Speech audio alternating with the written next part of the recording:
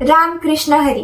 पंढरपूरच्या वारीबद्दल तर सगळ्यांनाच माहिती आहे, पण पंढरपूरच्या वारी मागचा इतिहास, वारीची सुरुवात केव्हा आणि कशी झाली हे तुम्हाला माहिती आहे का?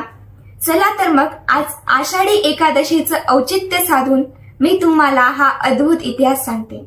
श्रीकृष्ण आणि रुक्मिणीजी द्वारिकेत राहत होते. एके दिवशी श्रीकृष्ण हे राधा राणींचं स्मरण करत होते आणि राधे राधे जपत होते. रुक्मिणीजींना हे ऐकून खूप वाईट वाटलं आणि रागाच्या भरात ते त्यांच्या माहेरी निघाले, म्हणजेच महाराष्ट्राच्या विदर्भात.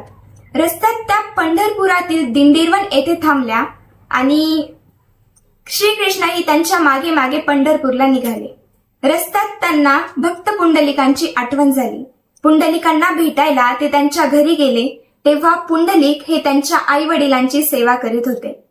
त्यांनी भगवंतांना एक वीट दिली आणि त्याच्यावर थांबायला सांगितले. विठू माऊली हे दृश्य बघून हरवून गेले आणि विटेवरच उभे राहिले आणि जगासमोर हे सुंदर रूप आलं.